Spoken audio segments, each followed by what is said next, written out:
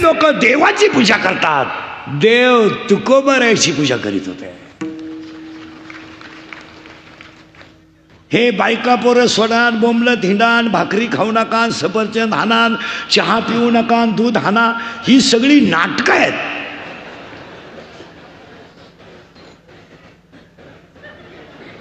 हा ग्रंथ नाहीये. केला गुरुवार, मार्क्सिस्ट मधले गुरुवार केले, संपले. काही वागण्यात फरक नाही. आता लबाड बोलू नका. चौथा गुरुवार तुम्ही गुरुवारी होता 26 तारखेला. गुरुवार कधी सोडला तुम्ही? संध्याकाळी. 26ला काय होतं माहिती का? सपला एकादशी होती. मग तू जर एकादशीला गुरुवार सोडी ती, तुझी लक्ष्मी हाय कोणती? बोलून आणली तो ही लक्ष्मी. बरं 4 गुरुवार पैकी तू किती गुरुवार नवऱ्याच्या पाया पडली? हे चाललंय, आंधळ दळीत आहे. हा, म्हणजे कोलगेटची जाहिरात करणाऱ्या म्हातारीलाच दात नाही आणि ती म्हणती हे मला पोषण देता येईल. मी म्हणतो देऊ दे, तू लावी की कुठं? चाललंय. महाराज पाया पडून सांगतो, आत्मज्ञान येत नाही तोपर्यंत परमार्थ होऊ शकत नाही. हे गंधला हे होऊ शकत नाही म्हणून एक ओवी आहे, आगा कर्मी जे होरार.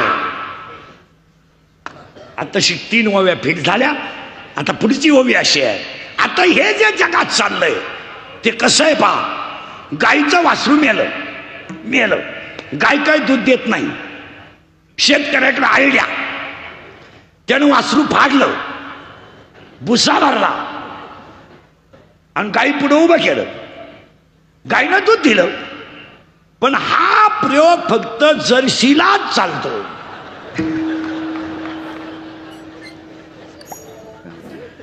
गावरानला करशील तर एका लातात गडी घरात तांब्या आणणार. जर्शीला काय नाही, जर्शीला तू जरी पेला. मग याला एक ओवी आहे, ओवी ऐकत हा. ओवी इतकी सुंदर आहे 3ऱ्या अध्यायात. सत्याचा भोकसा काढिला. काय ओवी आहे? सत्याचा भोकसा काढिला, आत तृणवटा भरिला. सत्याच ते चालतच नाही आपल्याकडे. सत्याचा भोकसा काढला आणि आत तृणवटा भरला. याचा अर्थ असा आहे, आतले आतडे बाहेर काढलेत आणि भरलं काय? बसा. तसं एवढं जे जग आहे हे फक्त वरून कपड्यानं कडक आहे.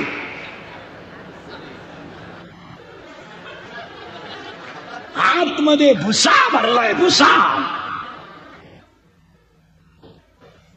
पण हीच ओवी 16व्या अध्यायात आहे. ही सांगितली मी, ही 3ऱ्या अध्यायात आहे.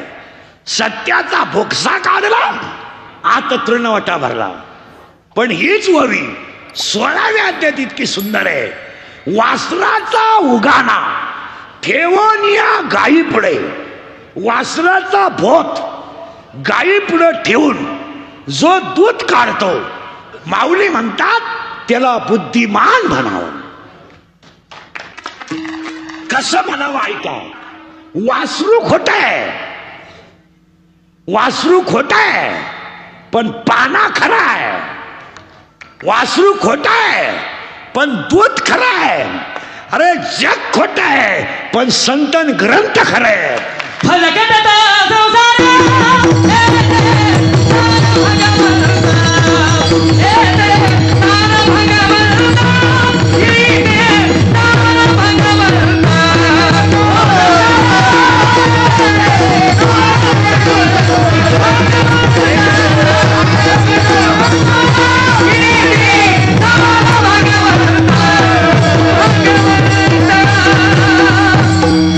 आणि याच ओवीला 2-4 ओव्या, 1-2 अजून 2-4 सांगू का? घुसू सांगू का?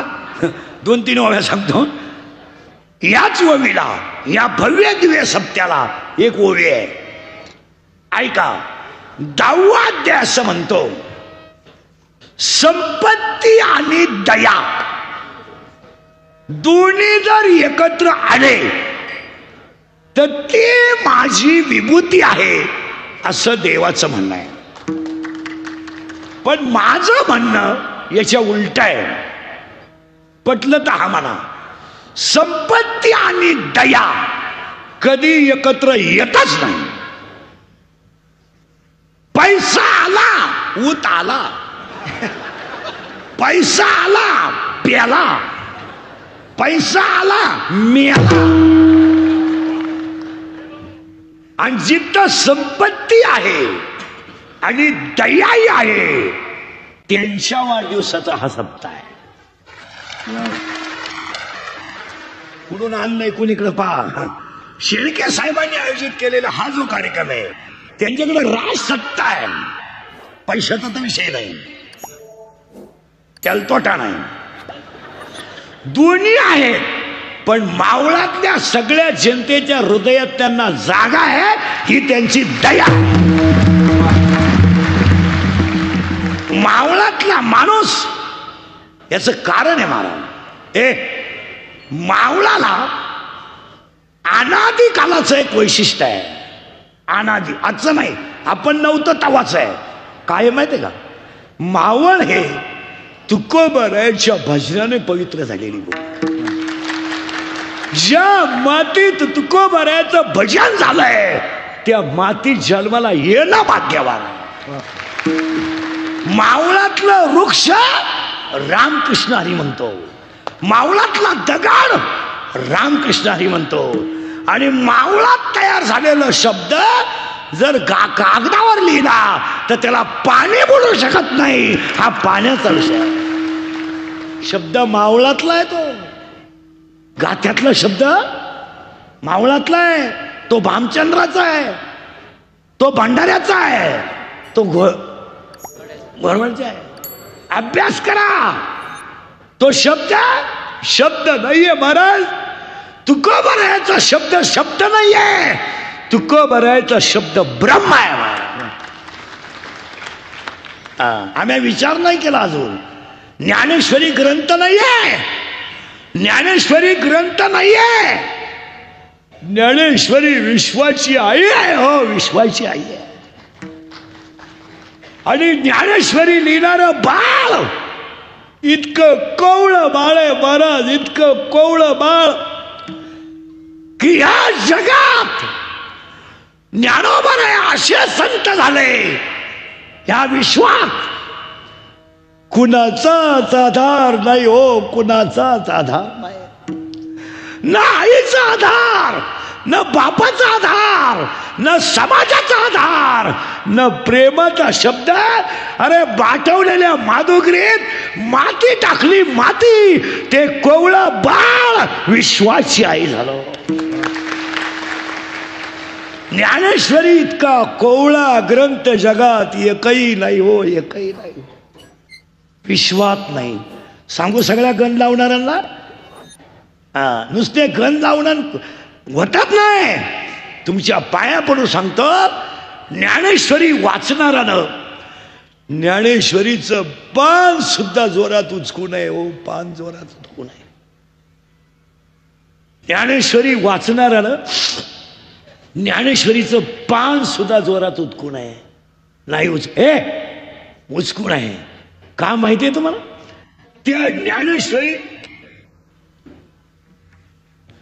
त्या ज्ञानेश्वरीचं पान जोरात का उचकू नये?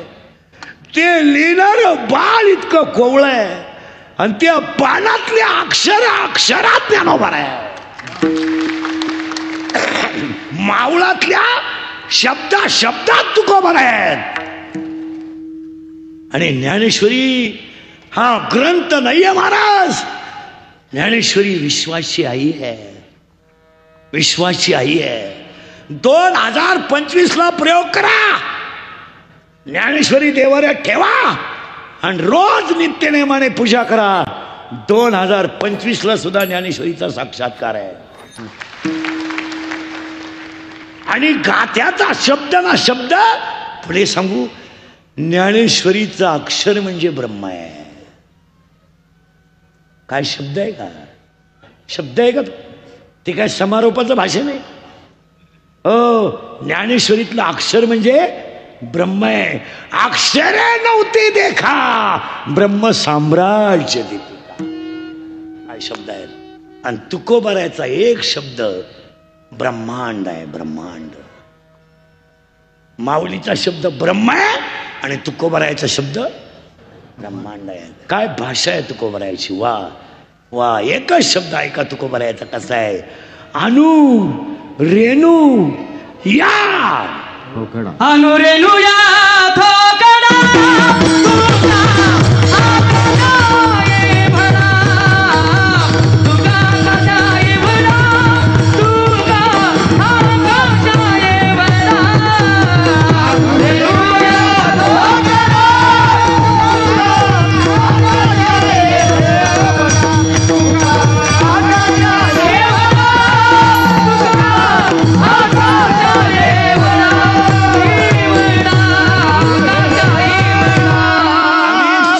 साहेबावर माना नाही तर नका मारू. तुकोबारायची कृपा आहेच म्हणून तो दुसरी टर्म आहे आणि एवढा सप्ताह आहे. याच्यावर तुमचं काय मत आहे. संतांच्या आशीर्वादाशिवाय आणि आजपासून शेळके साहेबांच्या कार्यक्रमापासून संकल्प करायचा सगळ्या मावळातल्या लोकांनी. 10वीची जी प्रवचनं होतात त्याला ज्ञानेश्वरी आजपासून नदीवर न्यायची नाही. बंद करू नका. मी पिसाळलोय जरा 2-3 महिन्यापासून. माल लोकांना आलाय म्हणते म्हणू द्या. आता माझे 30 वर्ष लोकांच्या शिव्या खाण्यात गेले. थोड्याकरता कशाला बंद करायच्या म्हणून लावून झाल्या. असा माणूस नाही राहिला का त्यानं मला घोडा लावला नाही. आणि माझं एकच गुण आहे फक्त खरं बोलणे. तुम्ही म्हणाल महाराज असं का म्हटलंय तर 10व्याच्या प्रवचनात ज्ञानेश्वरीचा अपमान आहे.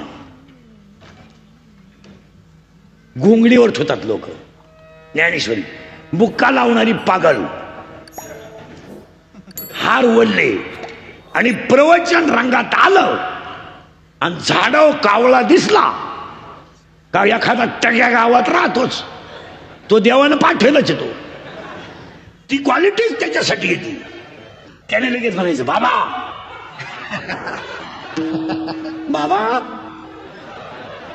कावळा आला. आता तुमचं उरका. ही भिकार लोक ही मधली ती अँकर लोक जी असतात ना इतकी आगाव. तुम्ही त्यांचे कधी शब्द ऐका ते गरीबाचं कधी नावच घेणार नाही. गरीबाची त्यांची काय खटकी आहे.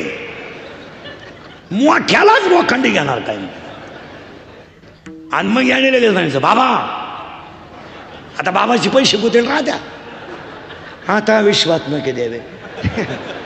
ज्ञानेश्वरी कावळ्यानं बंद करा. ज्ञानेश्वरी कावळ्यानं बंद करा. अरे ज्ञानेश्वरीच्या संपर्कात गेलेल्या रेड्याचं मंदिर झालंय. या विश्वात एक चमत्कार झालाय ज्ञानोबारायाचा. काय चमत्कार आहे माहितीये. देवाची देवळं नाहीत रेड्याचं देऊळ आहे.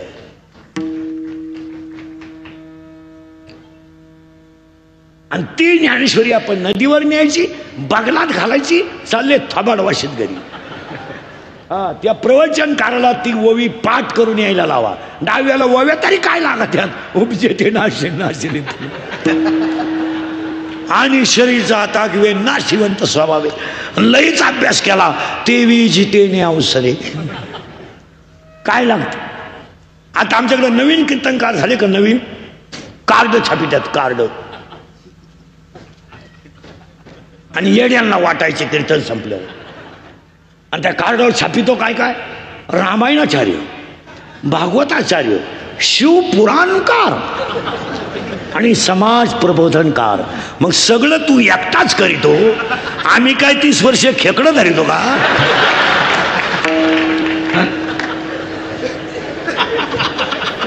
खेकडं धरले का मी 31 वर्षीय नालाय का.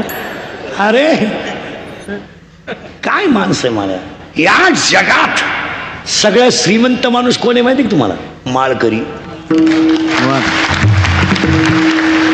फॉर्म भरायचा नाही, भोंग बांधायचं नाही, प्रचार करायचा नाही, रस्सा पाजायचा नाही, सभा घ्यायच्या नाही, शेवटपर्यंत ठणठणीत आणि उपाशी नाही. बाकीच्याची किंमत 2.5 वर्ष 5 वर्ष 10 वर्ष, याची किंमत कावळा शिवेपर्यंत. आता हे एवढे टाळकरी आहेत, काही नाही वर्ष सुद्धा हलवला नाही. कीर्तन झाल्या सुरू बसून तरी फेट आहेच. वरून शेळके साहेबांचं जेवण आणि जाताना 1500 आहेच.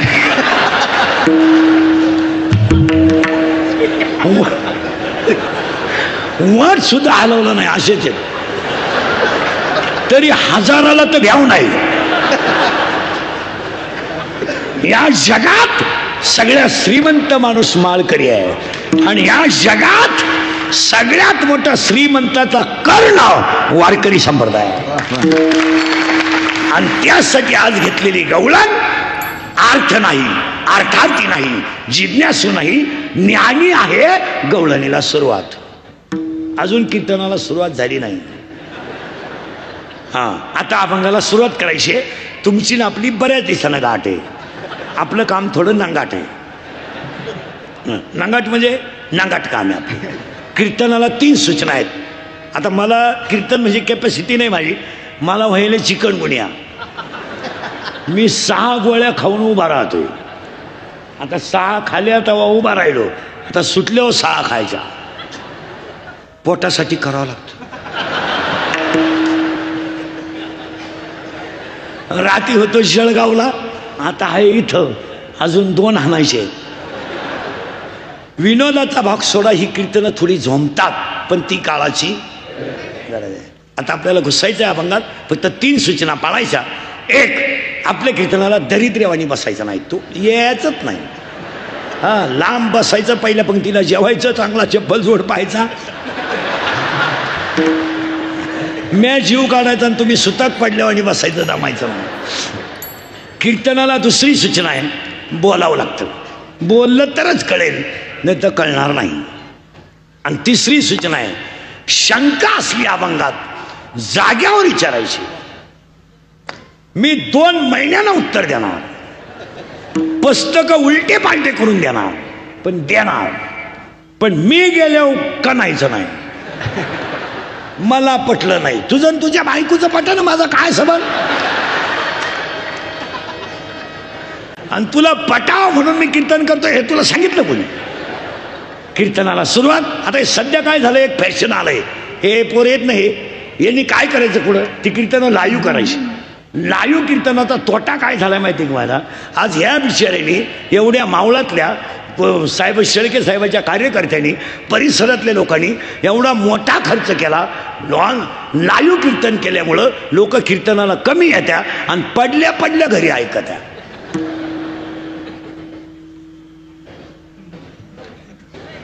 यांचा होतो धंदा, या बिचाऱ्यांचं काय? ते लाईव्ह केलंच नाही काही. आणि 2री एक गोष्ट, काही झालं टाका युट्यूबला. कीर्तन जर सतत युट्यूबला टाकली तर आम्ही नवीन भांडवल रोज आणायचं करून. एकदा ऐकलं लोक ऐकत नाही. आणि या 10-5 वर्षात असंच झालं.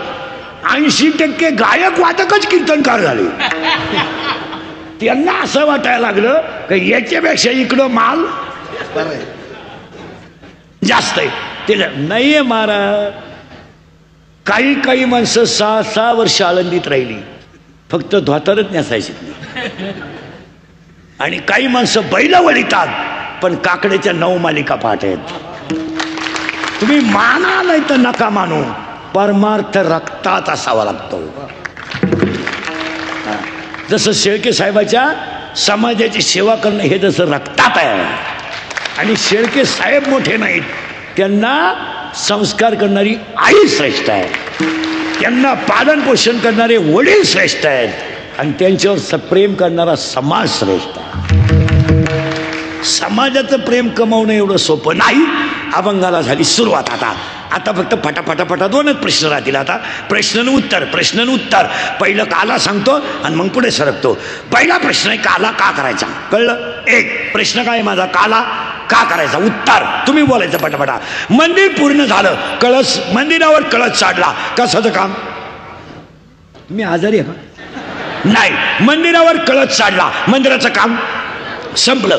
नदी सागराला मिळाली, तिचं वाहन संपलं. वृक्षाला फळ आलं, त्याचं जीवन संपलं, असं 18व्या अध्यायाचं म्हणणं आहे. आता आलं मग ते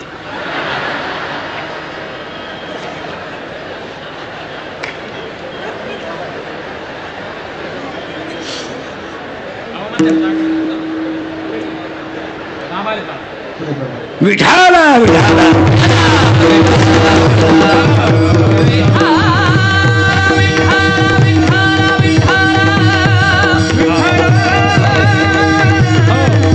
देवळाच या कामा कळशू वव्या फिट करून घ्या बरं का. आता 2-3 मंदिराला कळस चढला, काम संपलं. नदी सागराला मिळाली, वाहन संपलं. वृक्षाला फळ आलं, वृक्ष सफल झाला. दही हांडी फुटली, यज्ञ पूर्ण झाला. आता उलट फिरू. मंदिरावर कळस चढलाय, संपलं काम. या जीवानं जर अखंड भजन केलं आणि याची अवस्था जर जीव दशा संपली आणि देव दशा झाली, संपला त्याचा विषय. कारण ह्या जगात आहे या जगात 3 गोष्टी वांज आहेत. किती किती किती? एक इच्छा. इच्छा वांज आहे. कशी आहे का? इच्छा राहिलं कुठे? शरीरात आहे. तिचं एक जणावर शरीरात प्रेम आहे. प्रेम, ती त्याच्या प्रेमात पडली. कोण? गेलं बाबाला. इच्छा कोणाच्या पडली? मनाच्या. पण घोटाळा असा झालाय, ही पडली त्याच्या प्रेमात आणि तो पडलाय तिच्या प्रेमात, पण तिला माहीतच नाही हा नपुसक आहे. कोण? मन. मग आता तिला बाळ होईल का? नाही. मग पुढचा प्रश्न बाळकऱ्यांना विचारितो, तिला बाळ होणार नाही का तिला काम नाही? 5 मिनिटं थांबतो तुम्ही. तिला बाळ होणार नाही, सगळे फेट्यावाले. तिला बाळ होणार नाही का तिला काम नाही? अजून 5 मिनिटं थांबतो.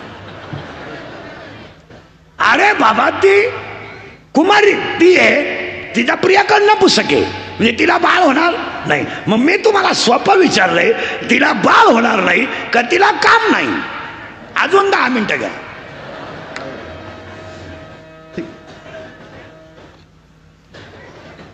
गेलं बोंबाला सगळं. ऐका उत्तर त्याचं. तिला बाळ होणार नाही, तिला काम आहे, ती तरुण आहे, देखणी आहे, वयात आली, पण कामाची तृप्ती करणारा नपुसक असल्यामुळं 7वा अध्याय म्हणतो, इच्छा ही कुमारी झाली, कामा ते तारुण्य आली.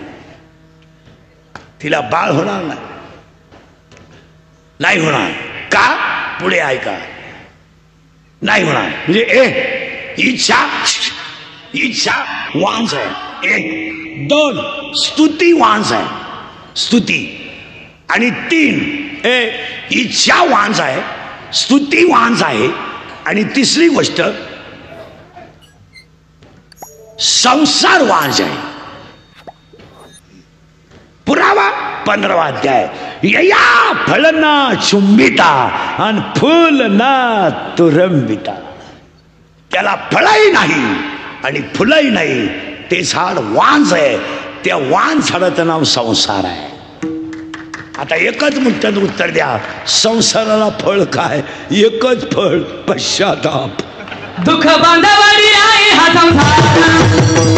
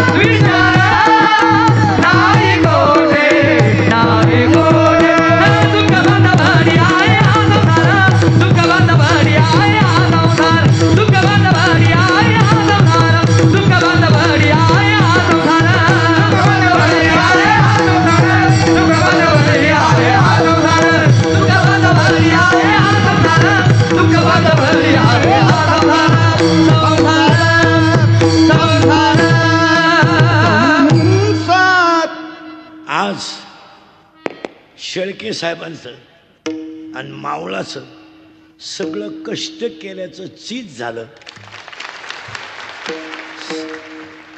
ज्यांची दर्शनाची सगळ्या वारकऱ्याला गरज आहे ते दर्शन तुम्हाला आयतं जागेवर मिळालं. माऊली जरी आळंदीत असले तरी आज मावळातल्या तुकोबारायाच्या सप्त्याला आळंदीतली माऊली खुर्चीवर आजार. आता याचा उच्चतम बिंदू झाला या सप्त्याचा. याच्या पुढं कळस झाला. आता ववीस ती चालली होती बाबा आले, मंदिर पूर्ण झालं, कळस साडला. मग आता आपल्याला सुरुवात करायची होती. उरका घाई नाही ना. विठाला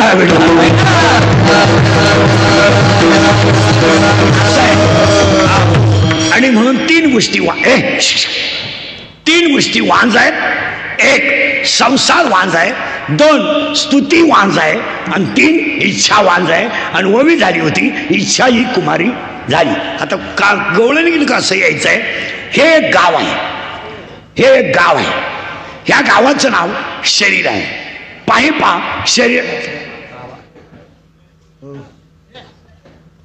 पाहिपा शरीराची गावात, या गावचा तंटामुक्ती अध्यक्ष मन आहे. या गावचा पोलीस पाटील मन आहे. या गावचा लोकनियुक्त सरपंच मन आहे. आणि या मनात मन आहे आणि हे गाव आहे. या गावात या शरीरामध्ये एक बुद्धी नावाची मुलगी जन्माला आली. बुद्धी. आणि बुद्धी नावाची मुली जन्माला आल्यानंतर आली. तिचे वडील विठ्ठल आहे, तिची आई रुक्मिणी आहे, तिचा भाऊ पुंडलिक आहे, तिची बहीण चंद्रभागा आहे. याचा बाप पांडुरंग आहे, याची आई रुक्मिणी आहे, याची बहीण चंद्रभागा आहे आणि याचा भाऊ पुंडलिक आहे. मग तुम्ही म्हणाला आपला बाप जन्म देणारा, आपला जन्म देणारा बाप संसारात गुंतवतो आणि कटेवरचा बाप संसारातून सोडवतो. आपला बाप फक्त म्हणतो गाडी घे, बंगला बांध, माझ्या देखत भाऊबंदाची झिरो. आपला बाप. आणि आमचा बाप म्हणतो वाचव. आता ती मुलगी शरीरात जन्माला आली. कोण गेलं बॉम्बल? बुद्धी. आणि ती आली लग्नाला, वयात आली. लग्न करायचं कोणाचं? बुद्धीचं. आता बुद्धी नावाच्या मुलीचं लग्न करायचं तर पूर्वी मुलीनं असा नियम होता, मुलीचं लग्न बाप जमवायचा, असा पूर्वी नियम होता. पूर्वी असं होतं, लग्न मुलीच्या बापानं जमवायचं, पुरीनं फक्त नवरी व्हायचं, असा पूर्वी नियम होता. आता मुलगी ज्या शिंगराला प्रपोज करेल ते शिंगरू आपण जावाई म्हणून बोकांडी घ्यायचं. त्याला अक्कल असो अथवा असो, आपला जावाई व्हायची त्याची लायकी नाही, पण आपल्या पुरीला भेजा नसल्यामुळं जावाई करायची वेळ आली. आता ह्या गावात त्या मुलीचं करायचं ठरलं लग्न बुद्धीचं. पण बापानं विचार केला पोरगी बाहेर द्यायचीच नाही, मग ह्याच गावात द्यायची, याच गावात. आणि ठरवलं या गावात बुद्धिरूपी मुलीला कामरूपी नवरा करून दिला. काम. आणि काम शरीरात तयार झाला आणि तो हिचा नवरा झाला. बुद्धी झाली नवरी आणि काम झाला नवरा. आणि काम असा आहे, किती विद्वान माणूस असू द्या, इंद्रियाच्या अधीन झाला की त्याचा कार्यक्रम झाला. विषयाकडं धाव घेणं हा इंद्रियाचा स्वभाव आहे. दुसऱ्या अध्यायाचं स्पष्ट म्हणणं आहे, हा स्वभावच पाही इंद्रियाचा. इंद्रिय जे जे म्हणती तेच पुरुष करती. तो काम आहे. आणि त्या कामाला 7 गोष्टीत लिहून ठेवा. 1. कामाला जात नाही. 2. कामाला वय नाही. 3. कामाला नाथ नाही. 4. कामाला कुळ नाही.